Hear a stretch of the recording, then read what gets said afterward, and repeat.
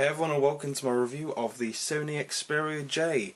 Now before we get into this review, we're just going to go over the specifications for this device one more time. So on the front we've got a 4-inch display with a screen resolution of 480 by 854.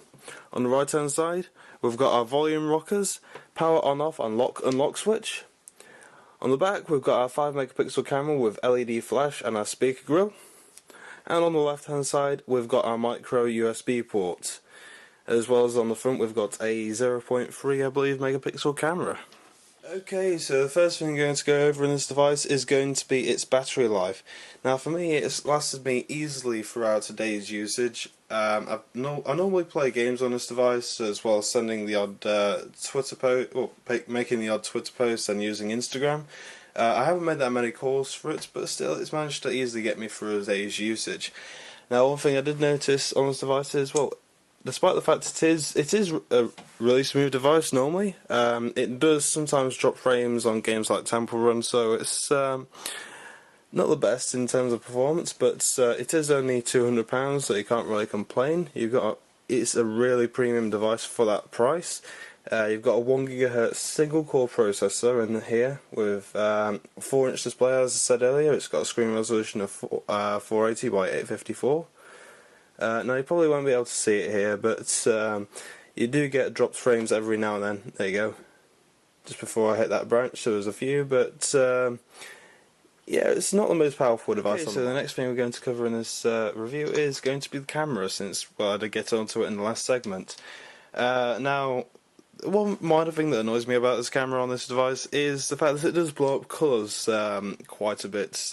It's not the most accurate in colour representation, but it does make the image look a lot nicer than it actually would be, to be fair.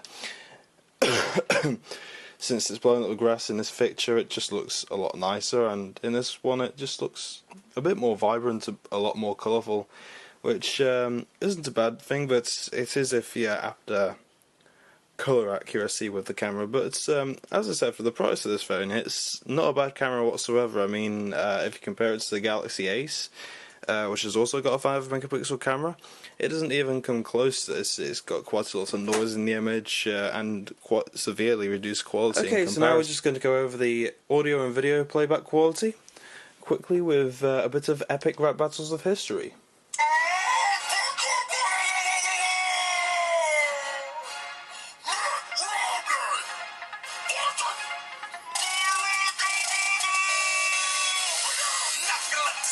Be dictated by facts. I'm rich. I've got 5 stacks and super packs. We all know what went down in that 2008 election. You're a decent politician with a winning complexion. You're all Barack and no bite, but no change, and we're all still hoping that you'll shut your mouth like Guantanamo Bay to both open from.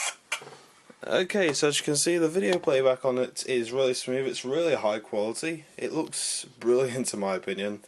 Definitely much better than what was the last one I had? I think it was the Xperia S. I'm not sure. I can't remember. No, it was the Xperia Neo. But the audio playback quality is definitely brilliant for the price. It's a really good loudspeaker. It's really clear. It's not the best for bass, but it's for what phone is.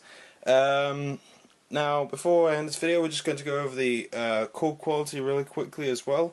Now, the call quality on this device is definitely above par. It's definitely on par with the Samsung Galaxy S2 and the iPhone 4S in terms of call quality. You don't get any muffling over the microphone. You don't really get very easy. Well, you don't really drop calls very easily, would be a better way to put that. The microphone, as I said, is really clear as well as the internal speaker as well. It's an overall great package in my opinion. It's a brilliant device, and it's definitely worth a look at if you're in the market for a new phone at the moment and you don't want the best of the best. It's got really good sound, build quality. It's got a nice curvature to it as well, so it feels really nice in your hands. But anyway, that's just about that. Thanks for watching this review, everyone. The next review should hopefully be the Nokia Lumia 820. It's all very dependent on, well, what we get in at Car Phone though. So yeah, thanks for watching everyone, and yeah, if you want to have a look at this device, it's available on eToSave. Link for that will be in the description, and if you want to see any more photos from the device, they will be on the Flickr page linked in the description as well. Thanks for watching, and I'll see you all in the next video.